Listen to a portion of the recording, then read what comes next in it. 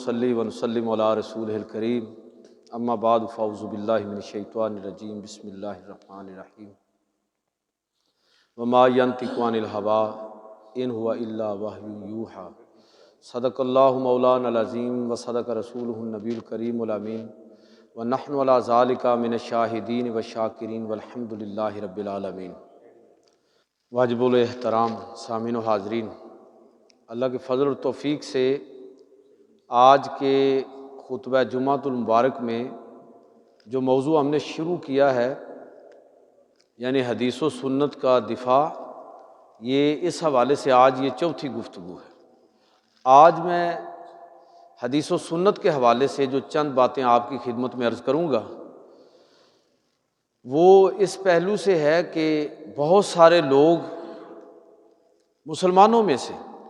بہت سارے لوگ جو اسلام کے ساتھ اپنی وابستگی کا اظہار بھی کرتے ہیں، مسلمان بھی رہنا چاہتے ہیں، مسلمانوں میں شمار بھی ہونا چاہتے ہیں، لیکن اس کے ساتھ ساتھ حدیث کے بارے میں، حدیث و سنت کے بارے میں ان کا موقف جمہور اہل اسلام سے الگ ہے۔ مثلا جمہور اہل اسلام کا حدیث و سنت کے بارے میں نقطہ نظر کیا ہے؟ تو جمہور اہل اسلام یعنی اہل سنت اور اہل تشیع، ان سب کا موقف یہ ہے کہ اللہ کے پیغمبر صلی اللہ علیہ وسلم کی جو حدیث ہے یہ حجت ہے دین کے اندر، وحی ہے،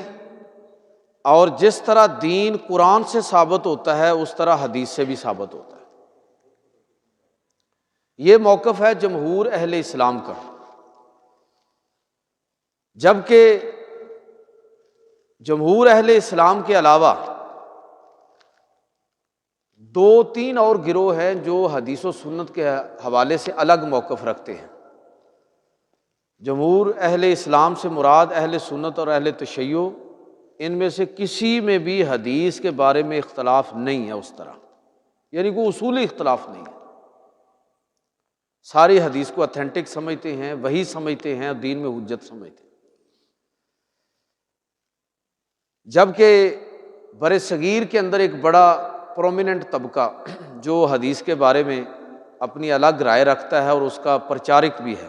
اس کی تبلیغ بھی کرتا ہے، وہ منکرین حدیث پرویزی فرقہ علامہ غلام محمد پرویز کے ماننے والے۔ 1985 میں ان کا انتقال ہوا۔ مولوی چراغ علی 1895 اور سر سید 1898، یہاں سے یہ سلسلہ شروع ہوا، اور بالآخر حافظ اسلم جیراج پوری اور دیگر لوگ جنہوں نے حدیث کے بارے میں جو موقف اختیار کیا وہ یہ ہے کہ حدیث دین نہیں ہے بلکہ دین کی تاریخ ہے۔ جو بنیادی فرق سمجھنے والا ہے ان لوگوں کے موقف میں اور روایت پسند جمہور اہل اسلام کے موقف میں، وہ کہتے ہیں یہ دین نہیں ہے۔ ہم کیا کہتے ہیں کہ حدیث بھی دین ہے، وہ کہتے ہیں یہ دین کی تاریخ ہے۔ اور اس میں اس انحراف کا جو اثر ہے وہ یہ ہے کہ ظاہر ہے کہ دین جو ہے نا وہ تاریخ سے ثابت نہیں ہوتا۔ تاریخ انسانی رویوں کے مطالعے کا نام ہے نا، تو رویے تو بدلتے رہتے ہیں، تو لہٰذا دین جو ہے نا وہ یہ دین کی تاریخ بھی بے شک ہو اس میں، لیکن حدیث و سنت دین بھی ہے، یہ ہے۔ اور ایک دوسرا طبقہ جس کو فرقہ اہل قرآن کہتے ہیں، عبداللہ چکڑالوی جس کے بانی ہیں، 1914 میں ان کا انتقال ہوا، تفسیر القرآن بآیات القرآن کے نام سے، یہ حدیث کو دین کی تاریخ بھی نہیں مانتے،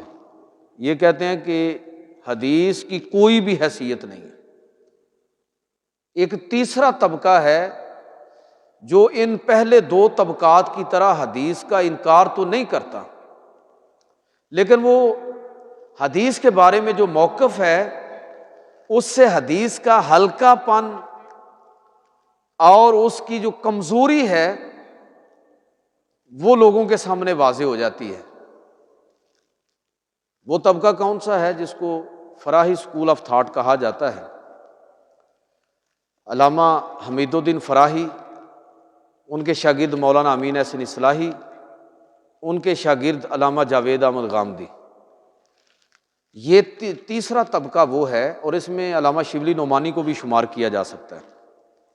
جو حدیث کو حجت مانتے ہیں لیکن دین کو، حدیث کو مستقل ماخذ قانون نہیں مانتے۔ وہ کہتے ہیں ہاں یہ قرآن کے الفاظ کی حاکمیت کو تسلیم کرتے ہوئے حدیث کو قبول کریں گے، الگ سے اس کی کوئی حیثیت نہیں ہے۔ جمہور اہل اسلام کا موقف یہ ہے کہ جو چیز قرآن سے ثابت ہے، اگر اس سے کوئی چیز زائد حدیث و سنت سے ثابت ہو تو اس کو رد نہیں کیا جائے گا بلکہ اس کو قبول کیا جائے گا۔ اس کی کچھ مثالیں میں نے گزشتہ جمعۃ المبارک کو آپ کی خدمت میں پیش کی تھی۔ اب یہ ہے ایک پورا سینیریو، جس سینیریو میں، اور اس کے ساتھ آپ شمار کر لیں مستشرقین، اورینٹیلسٹ، اہل مغرب، جنہوں نے حدیث پر بھرپور علمی کام کیا، حدیث ہی کیا بلکہ قرآن مجید، مستشرقین نے قرآن مجید پر سوالات اور اعتراضات اٹھائے، حدیث پر اعتراضات کیے، سیرت پر اعتراضات کیے، مسلمانوں کی تاریخ پر سوالات اٹھائے۔ مقصد یہ تھا کہ کسی طرح مسلمانوں کو اپنی روایت، اپنے کلچر، ثقافت، اپنی زبان اور اپنے دین سے اگر برگشتہ نہیں تو کم از کم تشکیک کے اندر ڈال دیا جائے۔ اور یاد رکھیے کہ ایمان اور شک یہ دو چیزیں جمع نہیں ہو سکتی۔ جہاں شک ہوگا وہاں ایمان نہیں ہوگا۔ تو ادنا ترین مقصد یہ ہے کہ مسلمانوں کو قرآن مجید کے بارے میں، حدیث و سنت کے بارے میں، سیرت کے بارے میں اور تاریخ کے بارے میں اس طرح کے سوالات کھڑے کر دیے جائیں کہ انہیں ان پر اعتماد ہی نہ رہے۔ تو لہٰذا جن لوگوں نے، میں چونکہ ہمارا موضوع حدیث چل رہا ہے، تو جن لوگوں نے حدیث پر اعتراضات کیے، وہی اعتراضات ہمارے بہت سارے لوگوں نے لے کے آگے ٹرانسفر کر دیے۔ اس میں دو بڑے نام ہیں، ایک مغرب کا بہت بڑا اسکالر، مستشرق، 1921 میں اس کا انتقال ہوا، گولڈ زیر، اس کی کتاب ہے مسلم سٹڈیز، 2 جلدوں کے اندر اس کا جو دوسرا اس کا والیوم ہے وہ سارے کا سارا حدیث پر اعتراضات ہے۔ الفرڈ گیوم ہے، اس کی کتاب اسلام، دا ٹریڈیشن آف اسلام،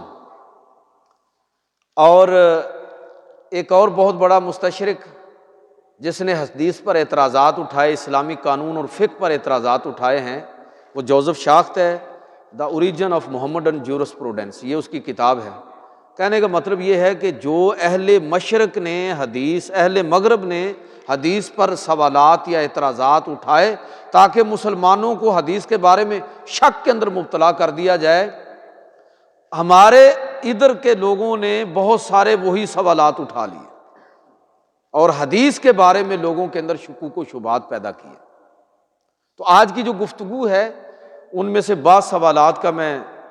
جواب پچھلے خطبوں میں 3 خطبوں میں دے چکا ہوں، تو ان میں سے بعض سوالات کے بارے میں مختصر طور پر آج عرض کروں گا کہ وہ کون سے عمومی طور پر ہمارے لوگوں کو، پڑھے لکھے لوگوں کو، بلکہ اگر میں یہ کہوں کہ اچھے خاصے صاحبان علم کو بسا اوقات غلط فہمی کے اندر مبتلا کر دیا جاتا ہے۔ ظاہر ہے ٹھوس علمی ذوق تو ہم لوگوں کا اس طرح نہیں ہے کہ ہم کتابوں کو براہ راست پڑھیں، چیزوں کو اینالائز کریں اور پھر کسی نتیجے تک پہنچے۔ یہ ذوق چونکہ ہمارا عمومی نہیں ہے، اس کا نتیجہ یہ ہے کہ بسا اوقات کوئی بندہ سوال اٹھاتا ہے تو ہم اس سے اس سوال کے زیر اثر شک کے اندر مبتلا ہو جاتے ہیں۔ تو حدیث و سنت کے بارے میں جو بہت سارے سوالات اٹھائے گئے ان میں سے بعض میں آپ کی خدمت میں عرض کر رہا ہوں۔ مثلاً ایک سوال یہ کیا جاتا ہے کہ جی اللہ کے نبی صلی اللہ علیہ وسلم نے فرمایا کہ لا تکتبوا انی الا القرآن، بعض روایتوں میں غیر القرآن بھی ہے اور الفاظ بھی ہیں کہ حضور نے فرمایا کہ قرآن کے علاوہ مجھ سے اور کوئی چیز مت لکھنا۔ اور یہ اللہ کے نبی کا فرمان ہے۔ تو جب اللہ کے نبی یہ کہہ رہے ہیں کہ قرآن کے علاوہ اور کوئی چیز نہ لکھنا، تو پھر یہ حدیثیں جو لکھی گئیں اور ہم تک پہنچی تو یہ ساری کی ساری بات ہی ساری مشکوک ہو گئی کہ جب خود اللہ کے رسول منع کر رہے ہیں۔ یہ سوال، یہ حدیث بالکل صحیح ہے، صحیح مسلم کے اندر اور حدیث کی بہت ساری کتابوں کے اندر یہ روایت موجود ہے کہ اللہ کے نبی نے فرمایا کہ لا تکتبوا انی الا القرآن او غیر القرآن او کما قال، کہ حضور نے فرمایا کہ قرآن کے علاوہ اور کوئی چیز نہ لکھنا۔ تو یہ بالکل یہ حدیث صحیح ہے، ثابت ہے۔ تو میں نے اس پر پورا ایک آرٹیکل تقریباً 40 صفحات کا لکھا ہے، جو پنجاب یونیورسٹی نے جس کو شائع کیا، کہ اس کا اصل مطلب کیا ہے۔ اللہ کے نبی نے اگر یہ فرمایا تو ایک تو سوال اس پر یہی کھڑا ہوتا ہے کہ اگر حضور کے فرمانے کا صحابہ نے یہی مطلب سمجھا تھا تو پھر یہ حدیث لکھی ہوئی ہم تک کیسے پہنچ گئی؟ ایک تو اس کا الزامی جواب ہوا نا، اور ایک اس کا تحقیقی جواب یہ ہے کہ اللہ کے نبی صلی اللہ علیہ وسلم نے، آپ نے یہ خاص موقع پر خاص لوگوں کے لیے فرمایا تھا، یہ عمومی حکم نہیں تھا۔ اس لیے علم حدیث کو سمجھنا، اس کے لیے بہت محنت چاہیے۔ اگر آپ بعض مخصوص حدیثوں کو پکڑ لیں گے تو بہت ممکن ہے کہ آپ کسی غلط فہمی کے اندر مبتلا ہو جائیں۔ اگر آپ کو یہ پتہ نہیں ہے کہ دیگر حدیثیں کیا ہیں، اگر آپ کو یہ پتہ نہیں ہے کہ آپ صلی اللہ علیہ وسلم کا کوئی اس کے بالکل برعکس فرمان بھی موجود ہے، تو اس کا مطلب کیا بنتا ہے؟ جب تک آپ احادیث کے پس منظر اور بیک گراؤنڈ سے واقف نہیں ہوں گے تو آپ کو کیسے پتہ چلے گا؟ مثلا میں آج یہ اس موضوع پر گفتگو کر رہا ہوں، اگر کسی کو یہی پتہ نہ ہو کہ یہ عام طور پر مساجد میں تو یہ موضوعات بیان ہی نہیں کیے جاتے، تو اگر کسی کو پتہ ہی نہ ہو کہ یہ میں اس موضوع پر گفتگو کیوں کر رہا ہوں تو اس کو یہ ساری گفتگو irrelevant لگے گی۔ لہٰذا اللہ کے نبی بھی جو آپ مخاطب کرتے تھے لوگوں کو، بسا اوقات ایک ہی سوال ہوتا تھا لیکن آپ جواب مختلف دیتے تھے۔ ایک صحابی کو آپ یہ فرما رہے ہیں کہ جب وہ پوچھ رہے ہیں کہ کوئی ایک ایسا عمل بتا دیجیے، آپ اس کو فرما رہے ہیں کہ غصہ نہ کر، اس کے مزاج کے مطابق جواب دے رہے ہیں، شاید وہ غصہ کرنے والا ہوگا، دوسرے کو دوسرا جواب دے رہے ہیں اسی سوال کا۔ اس کا مطلب یہ ہوا کہ مخاطبین بدلنے سے سوال بھلے سے ایک ہی رہے، جواب مختلف ہو جاتا ہے۔ نبی کریم صلی اللہ علیہ وسلم کا یہ جو منع کرنا تھا کہ مجھ سے حدیث کے علاوہ اور کوئی چیز نہ لکھو، یہ سمجھنے کی ضرورت ہے کہ یہ کوئی عام حکم نہیں تھا۔ یہ اللہ کے نبی صلی اللہ علیہ وسلم کو آپ ایک مجلس کے اندر بعض ان صحابہ کو منع فرما رہے ہیں جو جن صفحات پر قرآن لکھتے تھے اسی پر انہوں نے ساتھ حضور صلی اللہ علیہ وسلم کا فرمان بھی لکھنا شروع کر دیا۔ آپ نے منع کر دیا کہ اس سے غلط فہمی پیدا ہوگی، قرآن کے علاوہ اور کوئی چیز نہ لکھو۔ کاتبین وحی کے لیے حکم تھا کہ وہ قرآن کو الگ رکھیں اور حدیث کو الگ رکھیں۔ یہ ساری حدیثیں اس موضوع کی جمع کریں تو بات بالکل واضح ہو جاتی ہے۔ اور پھر یہ ہے کہ اگر آپ کے یہ فرمانے کا مطلب یہی ہوتا تو پھر حضور صلی اللہ علیہ وسلم نے عبداللہ بن عمر کو یہ جو فرمایا کہ حدیث کو لکھو، اکتب والذی نفسی بیدہ ما خرج منی الا الحق، لکھو قسم بخدا میری زبان سے حق کے سوا کچھ نہیں نکلتا۔ انس بن مالک کو فرما رہے ہیں کہ قید العلم بالکتابۃ، لکھ کر حدیث کو محفوظ کر لو۔ یہ فرما رہے ہیں کہ استعین بیمینک،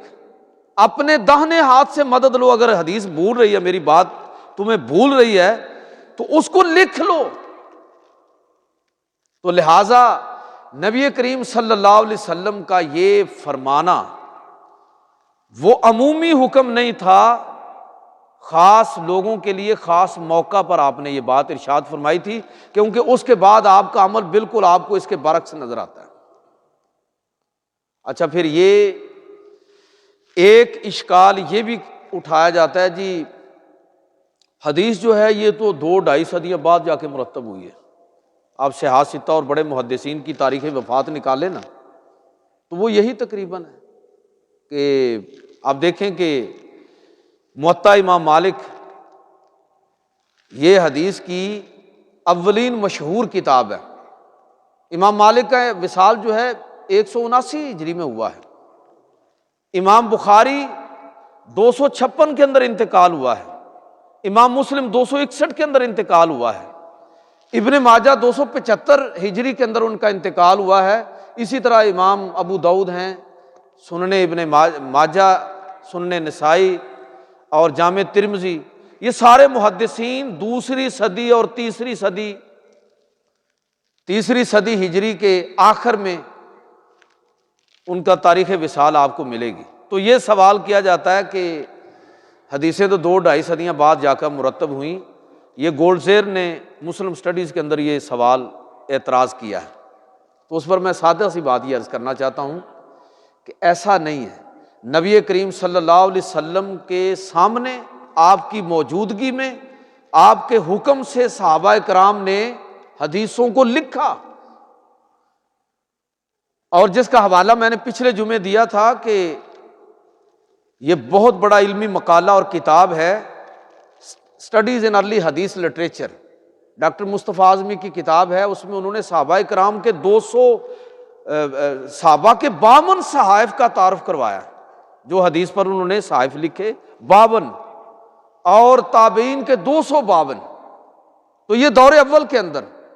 پھر دوسرے دور کے اندر ہمیں حدیث کا سلسلہ، تحریری حدیث کا سلسلہ نظر آتا ہے۔ پھر تیسرے دور کے اندر، اور پھر صحاح ستہ مرتب ہوئی۔ تو صحاح ستہ 2 طریقوں سے مرتب ہوئی ہے۔ یہ چونکہ بہت علمی اور ٹیکنیکل بحث ہے، میں اس کو سادہ کر کے بیان کر رہا ہوں تاکہ بات بالکل آپ پر واضح ہو جائے کہ حدیث زبانی بھی یاد کی جا رہی ہے، دہرائی جا رہی ہے،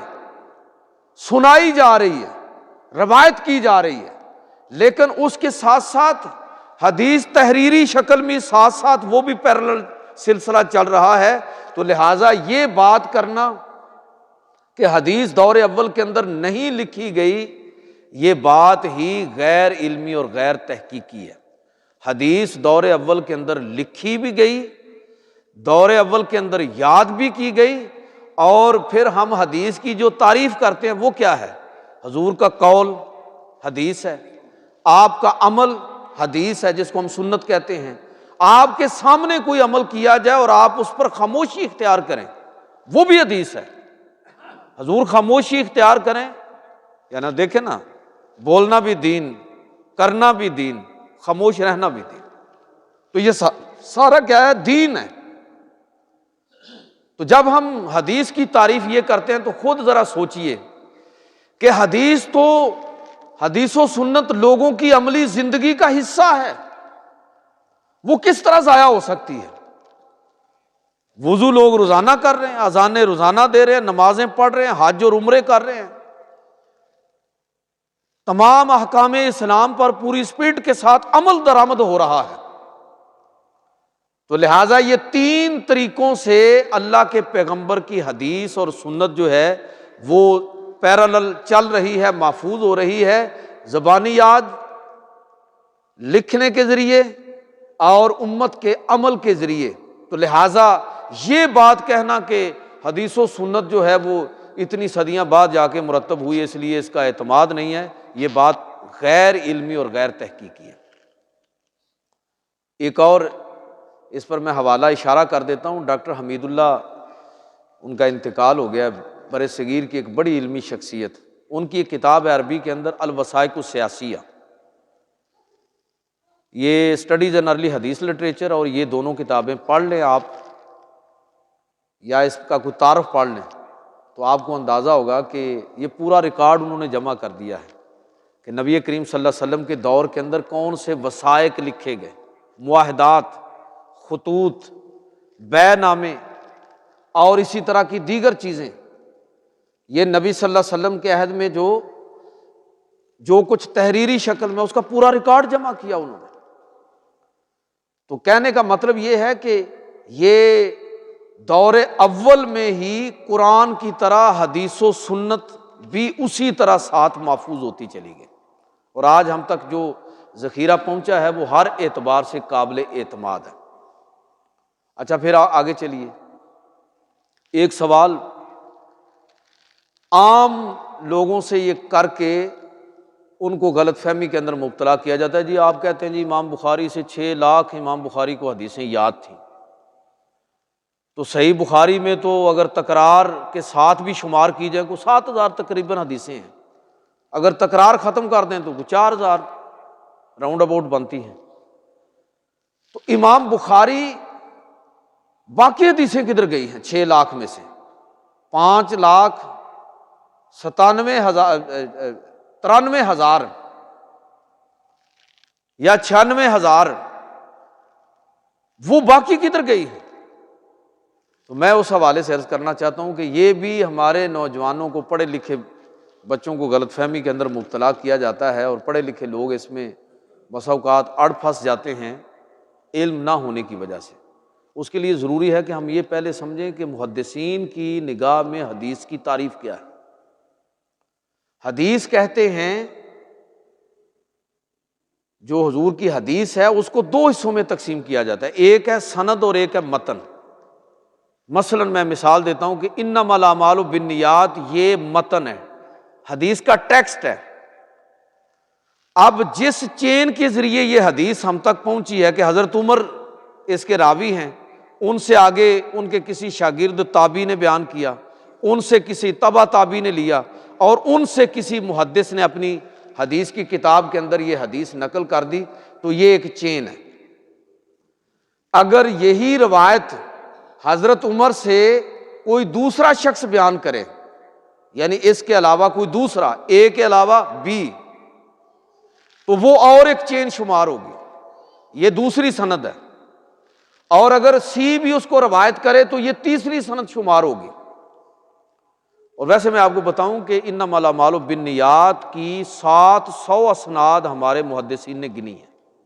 راؤنڈ اباؤٹ۔ تو محدثین کی تعریف کے مطابق یہ انما الاعمال بالنیات ایک حدیث نہیں ہے، یہ 700 حدیثیں ہیں۔ اب محدثین جب اس حدیث کو اپنی کتاب کے اندر نقل کریں گے تو وہ ان میں سے 1 یا 2 اسناد کے ساتھ نقل کریں گے جو ان کی نظر میں سب سے زیادہ قابل اعتماد ہے۔ بھئی آپ میری بات سن رہے ہیں تو یہ ضروری نہیں ہے کہ آپ میں سے ہر شخص علم میں، فہم میں آگے بیان کرنے میں برابر ہو۔ اگر یہاں کوئی اٹھ کے یہاں سے آدمی باہر جا کے بات کرے کہ آج یہ بات وہاں خطبے میں ہوئی ہے، اور وہاں اس سے سن کے کوئی اور آگے بیان کرے، تو یہ ایک چین ہے۔ دوسری چین، کوئی دوسرا آدمی آپ میں سے یہی بات سن کے جا کے باہر بیان کرے۔ اب محدثین کا طریقہ کیا ہے کہ مثلا انما الاعمال بالنیات حدیث کی اگر اسناد 700 ہیں تو وہ اس کو 700 حدیثیں شمار کریں گے، اور اس میں سے صرف اس سند کے ساتھ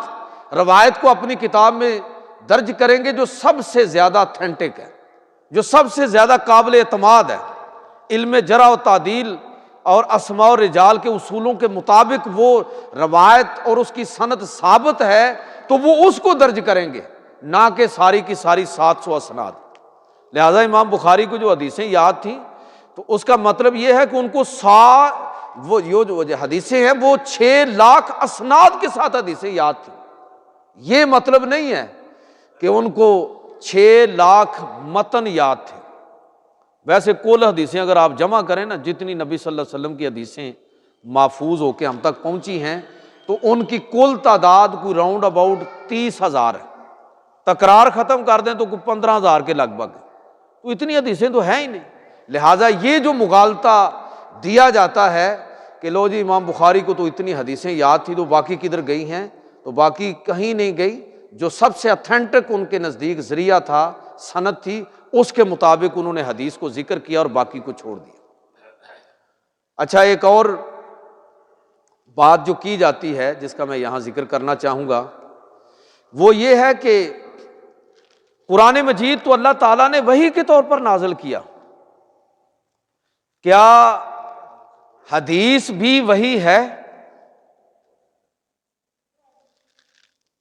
کیا حدیث بھی اللہ کی طرف سے نبی صلی اللہ علیہ وسلم پر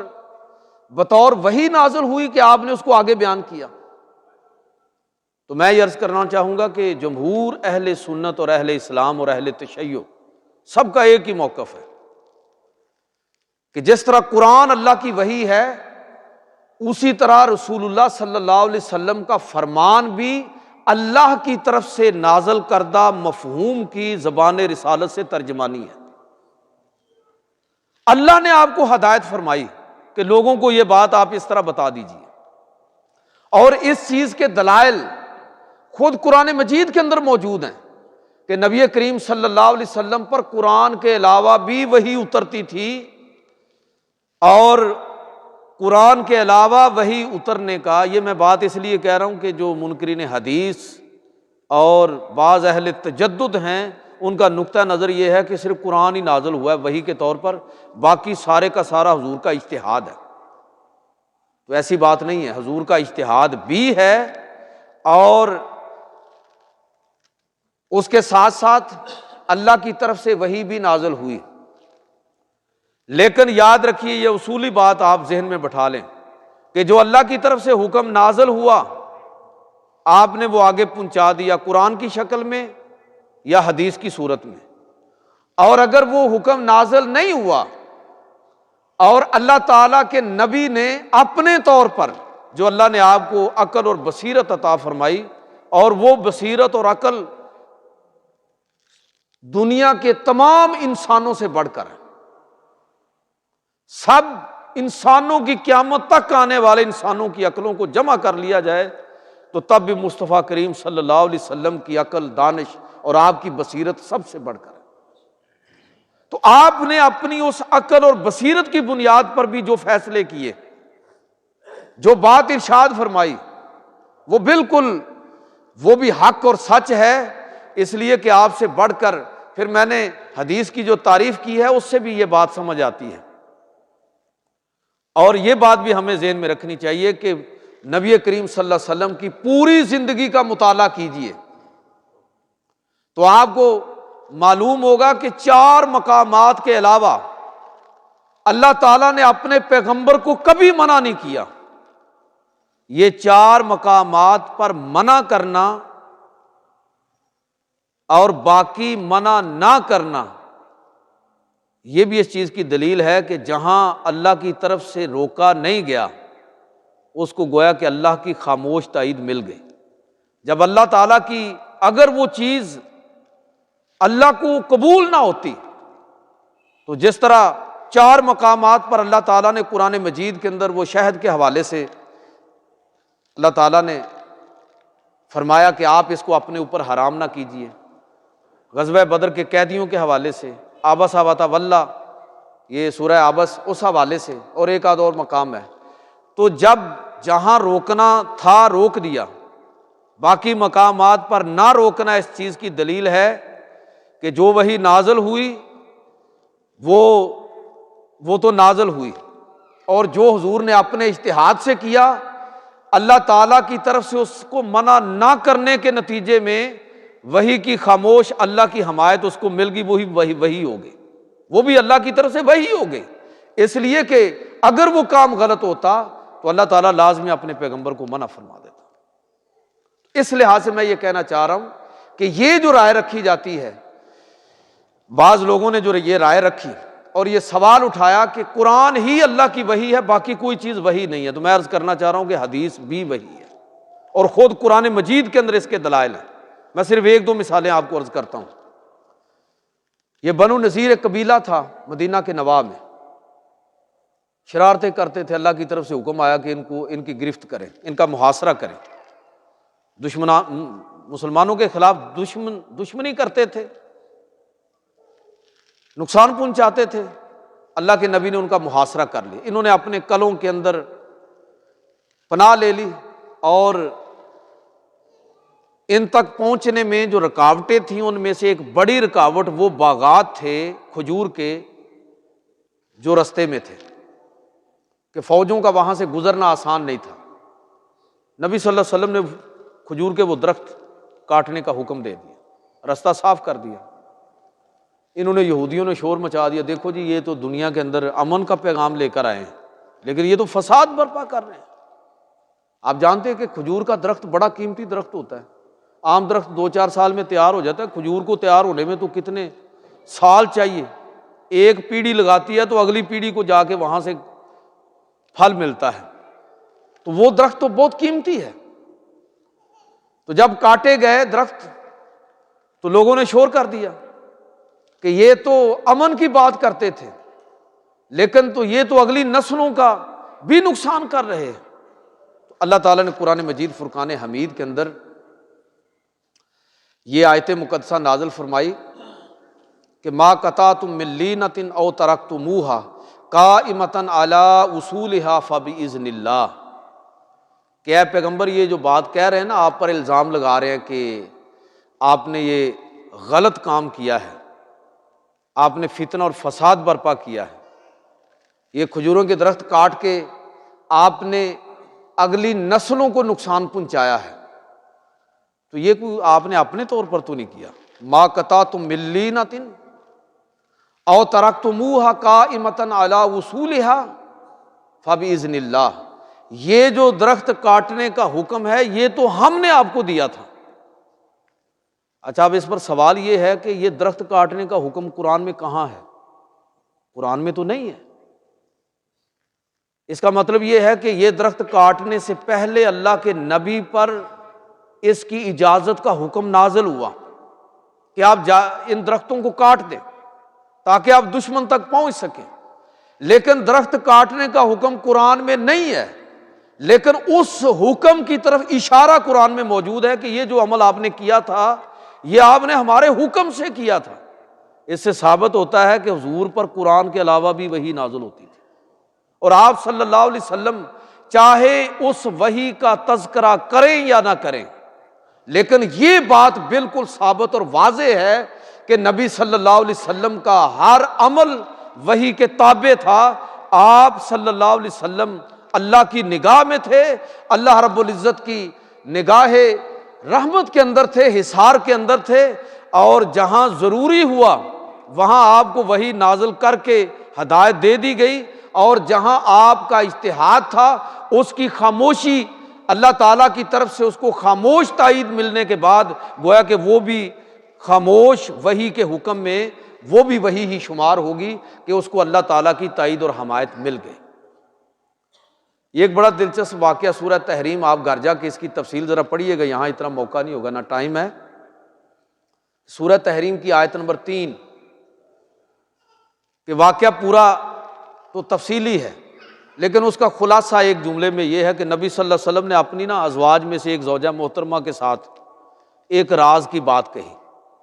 اور ساتھ کہہ دیا کہ یہ آگے نہ کسی سے کرنی نہیں ہے بات۔ تو ظاہر ہے ازواج مطہرات، میں اکثر عرض کرتا ہوں کہ ہم جب اہل بیت کا، ازواج مطہرات کا، صحابہ کرام کا جب تذکرہ کرتے ہیں تو ان کی فضیلت اور عظمت یہ نہیں ہے کہ ہم ان کو ما فوق الفطرت اور ما فوق البشر ہستیاں شمار کریں، جس طرح کہ ہمارے ہاں لوگوں کو بیماری ہے نا کہ ولی اللہ بلا کس کو سمجھتے ہیں؟ ولی اللہ اس آدمی کو نہیں ہم سمجھتے جس نے ساری زندگی دیانتداری کے ساتھ کام کیا۔ ہماری نظر میں ولی اللہ وہ ہوتا ہے جو ہواؤں میں اڑتا ہوا ہمیں نظر آئے، پانی پر چلتا ہوا نظر آئے۔ بھئی یہ شعبدہ بازی بھی ہو سکتی ہے۔ اللہ کا ولی اصل میں کریکٹر کے اعتبار سے ہوتا ہے، کردار کے اعتبار سے ہوتا ہے۔ صحابہ اور ازواج مطہرات اور اہل بیت وہ بھی عام انسانوں کی طرح تھے، ان کی اصل شان یہ ہے کہ وہ دین پر آخری درجے میں یعنی انتہا کی حد تک ایمان اور یقین رکھنے والے تھے، اصل ان کی عظمت یہ ہے۔ اور اگر کبھی زندگی میں ان سے کوئی غلطی خطا ہوئی تو ایسی توبہ کی کہ نبی صلی اللہ علیہ وسلم نے بعض صحابہ کے بارے میں ان کی غلطی اور توبہ کے بارے میں فرمایا کہ جو اس نے توبہ کی ہے اگر ساری دنیا پر تقسیم کر دی جائے تو سب کی بخشش ہو جائے، اتنی سچی توبہ کی۔ اصل ان کی عظمت یہ ہے۔ تو میں بات کر رہا ہوں کہ ایک زوجہ محترمہ سے حضور نے بات کی، تو خواتین کی جس طرح عادت ہوتی ہے، حضور نے فرمایا کہ اس کو راز میں رکھنا اور کسی سے بات نہیں کرنی، لیکن انہوں نے آگے بات کر دی، انہوں نے آگے کسی دوسری زوجہ محترمہ کو بتا دی کہ یہ اللہ کے رسول نے فرمایا۔ تو رب کریم نے سورہ تحریم کے اندر یہ آیت مقدسہ اپنے پیغمبر پر نازل کی، وَإِذْ أَسَرَّ النَّبِيُّ إِلَىٰ بَعْضِ أَزْوَاجِهِ حَدِيثًا، اور جب یہ پیغمبر صلی اللہ علیہ وسلم نے اپنی ازواج میں سے بعض کے ساتھ ایک بات کی اور پھر وہ اس بات کو راز نہ رکھ سکی، تو نبی صلی اللہ علیہ وسلم نے ان زوجہ محترمہ سے کہا کہ وہ بات آپ نے آگے بتا دی ہے؟ یا رسول اللہ ہاں وہ مجھ سے راز نہیں رہ سکا، لیکن آپ کو کس نے بتایا؟ تو حضور صلی اللہ علیہ وسلم نے فرمایا، یہ قرآن کے الفاظ ہیں، نبأنی العلیم الخبیر، مجھے اس ذات نے بتایا جو سب سے زیادہ علم رکھنے والی اور سب سے زیادہ خبر رکھنے والی ہے، اللہ تعالیٰ نے مجھے بتایا۔ اب یہ پورا واقعہ اور اس کی تفصیلات اور پھر وہ جو وحی نازل ہوئی کہ جس کے ذریعے آپ کو وہ ساری چیز بتا دی گئی، اس کی طرف اس آیت میں اشارہ ہے، لیکن قرآن میں وہ پوری تفصیل درج نہیں ہے۔ یہاں سے یہ بات سمجھ آتی ہے کہ نبی کریم صلی اللہ علیہ وسلم پر قرآن کے علاوہ بھی وحی نازل ہوتی تھی۔ میں ذرا سمیٹوں بات کو، یہ ہر جمعے میں آپ حافظ صاحب سے یہ آیات سنتے ہیں، یہ سورہ جمعہ کی آیت نمبر 9 تو 11، یا ایھا الذین آمنوا اذا نودی للصلاۃ من یوم الجمعہ فاسعوا الی ذکر اللہ وذروا البیع ذالکم خیر لکم ان کنتم تعلمون، اور آخر تک 11 نمبر آیات تک۔ یہ آیات بھلا کب نازل ہوئی؟ کہ جب مسلمانوں نے جمعہ قائم کرنے میں بعض کوتاہیاں ان سے ہوئیں، کہ ادھر جمعہ ہو رہا ہے، اذان ہو گئی ہے، لیکن وہ اپنے کاروبار میں الجھے ہوئے ہیں، مصروفیات میں الجھے ہوئے ہیں، تو اللہ تعالیٰ نے باقاعدہ ہدایات نازل فرمائی اور پھر یہ فرمایا کہ یہ وَإِذَا قُضِيَتِ الصَّلَاةُ فَانتَشِرُوا فِي الْأَرْضِ، یہ جو کچھ تمہیں آداب سکھائے گئے ہیں ہماری طرف سے، ان کو پوری طرح بروئے کار لانے کے بعد جب نماز ادا کر چکو، دوڑتے ہوئے آؤ جمعے کی طرف، اس کو پورے آداب کے ساتھ ادا کرو، جب ادا کر چکو تو وہاں سے نکل کر باہر جا کے پھر جو چاہو تم اپنا کاروبار کرو، تم پر کوئی پابندی نہیں ہے۔ اب یہ پوری ان آیات کا پس منظر اور اس پر غور کریں گے تو یہ ایک بڑی دلچسپ آپ کو بات سمجھ آئے گی کہ اللہ تعالیٰ جمعے کے حوالے سے جو احکام اور مسائل اور آداب ہیں وہ اللہ رب العزت نے قرآن مجید کے اندر نازل ہی نہیں کیے اس طرح،